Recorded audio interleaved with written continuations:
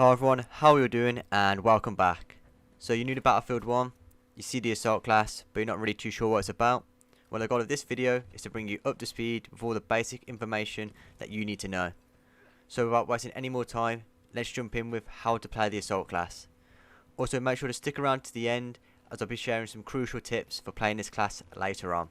The role of the assault class is to destroy and damage enemy vehicles. This is an important role as vehicles have a big impact on the outcome of battles on the battlefield. So by you either damaging or destroying them, it can make it hard for those vehicles to move around the map and influence different capture points and outcomes of different objectives. The assault class has access to two different weapon types, those being the SMG and the shotgun. Now I'm going to cover both base game and DLC weapons and sort of going over some of the best ones in each of those categories. So starting off, we've got the SMG base game weapons, and we've got the Hellriegel. This is unlocked at level 10, and it's a good all-rounder, medium rate of fire, and it's got a high magazine count. Next up is the Automatico. It's got a high rate of fire, but a low magazine count. But when you're in those sort of close quarter situations, either in trenches or in those sort of buildings that are real close quarters, really unmatched in that situation. Just absolutely melts enemies. Next up is the MP18. It's a good all-rounder, whether you want it for close quarters, medium, even those longer range engagements, it can be good. However, weapons that do excel in those areas will more than likely beat it, but for a starting weapon, it's a good all-rounder. And then finally, we've got the Roubaix Rolls. It packs a punch, it's good for medium to long range, especially with that bipod it comes with. You can set that up either by going prone or in sort of a window in a building, and it's really good for those sort of being more accurate at those longer to medium ranges. Then we've got DLC weapons, so the SMG-08, it's pretty much the god gun of Battlefield 1. It's got a good rate of fire and a high magazine count. It's one of those weapons that people absolutely hate others using because it's just so sort of busted. But if you want to be in those sort of close quarter situations, this is the gun to have. And then finally for DLC weapons, we've got the Annihilator Trench. Once again, it's a high rate of fire, but it has a low magazine count. But a bit like the Automatico, when you get into those close quarter situations, it's the gun you want to have. Like, it just absolutely mounts enemies. Next up, we've got the shotgun, and at the base game, we've got the Model 10 Hunter or Slug variant. Both of these are good shotguns, shotgun types, as they can just absolutely mount enemies at a medium range. Like, it is pretty much like a sniper. So it's a really good sort of base game shotgun to try. Give it a go. I don't always use shotguns, but it's the one that I always go to. Then DLC shotguns, we've got the Trojan Internal Factory, and that's part of the They Shall Not Pass. Another good all-rounder shotgun, packed to punch at those sort of close quarter engagements. And then we've got the Model 1900 Slug, and that's part of the In the Name of the Tsar. It's a double barrel shotgun, so you only got 2 bullets, but once again, it does its job close quarters, absolutely destroys enemies. Like, there's pretty much nothing left of them. So it's a definitely go-to shotgun just to give it a try. Moving on to perks, we've got Slink, which essentially just gives you quieter footsteps. Really useful for when you're on the objective surrounded by enemies or running up onto a tank. For some reason they're able to hear you through the metal, so it just gives you those quieter footsteps so you can sneak on the tank and be able to get those critical hits off or even put dynamite on them. Then we've got quick regen. Basically, you start healing 20% faster, so when you get shot, instead of having to wait around that 20%, you start healing faster from that. Really useful for just getting back in the action sooner. You might want to get that dynamite off in the tank or start re-engaging sooner, so just really useful for that. Then we've got dependable, crouched or moving slowly, invisible to flares. Really useful for if you're on the objective and somebody fires a flare over the objective, or you're trying to sneak around behind a tank and somebody's popping flares. Just really useful for those situations. Then we've got awareness. Basically, enemies stay spotted 25% longer.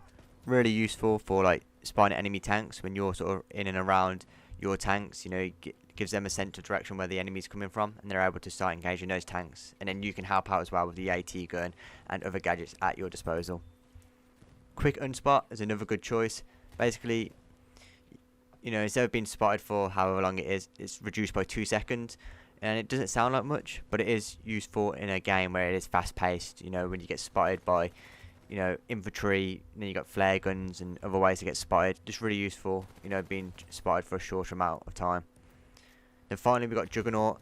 It's not the best if you aren't using a shotgun, but paired with a shotgun and in close quarter situations, it's really useful. Basically, when having a gas mask on, it reduces explosive damage by 20%. It's really useful for engaging tanks or nade spam and stuff like that on different maps. So that's the pick for perks. Next up we're going to move on to how to play Assault. So with the Assault and the gadgets available to it, there are many ways to play it. And you have to think about these things, what gadgets do you take and what do you want to achieve out on the battlefield.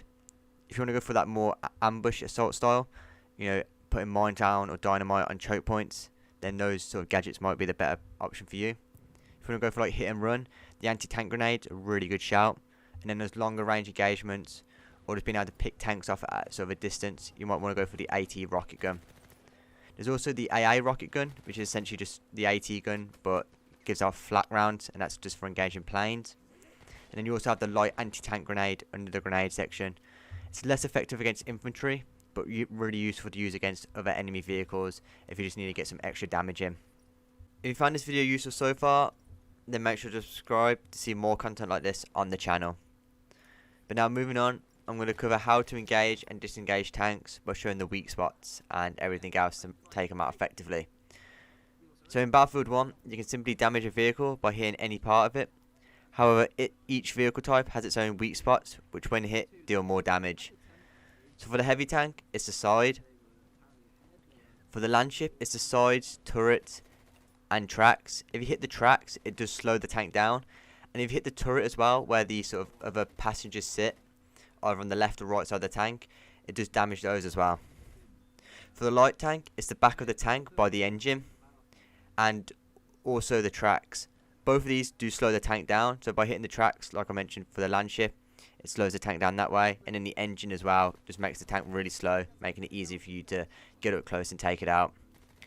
For the artillery truck, it shoots the engine, and it does have very little armor protection in general, so it's quite easy to just take out that way as well. But by shooting the engine, once again, makes the vehicle go slow for a period of time until it's repaired. And for the armoured car, they're very lightly armoured, so pretty much anywhere damages it really. Just by getting an anti-tank grenade on it, and an AT rocket and mine, you can do massive damage to it. If you are using the anti-rocket gun, just remember, just be aware of there is like ricochet. Basically what it is when hitting a vehicle at too wide an angle, it can cause the shot to bounce off, dealing a small amount of damage. So you want to kind of make sure you're hitting the tank sort of face on, so like you're sort of getting like a direct shot on it, not at like too much of an angle. A bit of angle here or there is alright, but if it's sort of too much of an extreme angle, then it can have that chance to bounce off. So just make sure you kind of get like a direct shot on the tank or the enemy vehicle when you're engaging it. These are some final tips for the assault class. So if an enemy tank spots you, don't try and run in a straight line. You want to sort of zigzag, as the tanks have a slow turret turn, so that way then you can sort of make it more difficult for the tank to hit you as you're either retreating, or if you've been spotted and you want to try and move towards it, then it makes it harder then for the tank to hit it as well.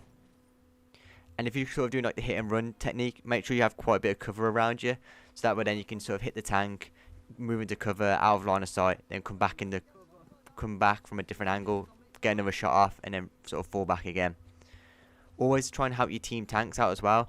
Just having like one or two assault players engaging an enemy tank whilst your tank's engaging it as well does so much damage to it, and it can really turn the tide of those battles. And then engaging infantry as well. Obviously, since you've got sort of SMGs and shotguns, these are close range weapons, and you want to be obviously getting into close range engagements. So sometimes you want to be able to close the gap, or on certain maps sort of staying in certain areas of those maps that have like sort of buildings or trenches, whereas you don't want to be getting to those situations where you're in like an open field and you've got like snipers shooting at you, or medics with their longer range weapons engaging you. You want to try and make sure you're always in those sort of close range engagements. Same with vehicles as well. You don't want to get caught out with just dynamite and mines. If you're on like some of a more open map, I'd recommend maybe taking the AT gun and anti-tank grenades, or if you're in those closer range, closer sort of confined maps, maybe taking mines and dynamite, or AT and dynamite, or AT and mines. The more you play, the more you kind of get a feel and kind of get, you kind of learn what you prefer the most when playing as an assault. And finally, focus on your role. You can do a lot more damage to the enemy just by destroying tanks, as they have such a big presence on the battlefield. You've probably seen it, like look how everybody sort of runs away when the tank rolls up. They can't do anything with it. Everybody sort of scatters off the objective. So you want to be destroying these enemy tanks and helping your tanks out, since it can turn the tide of battle, especially on like operations, conquest, those kind of game modes. They have such a big influence on the battlefield.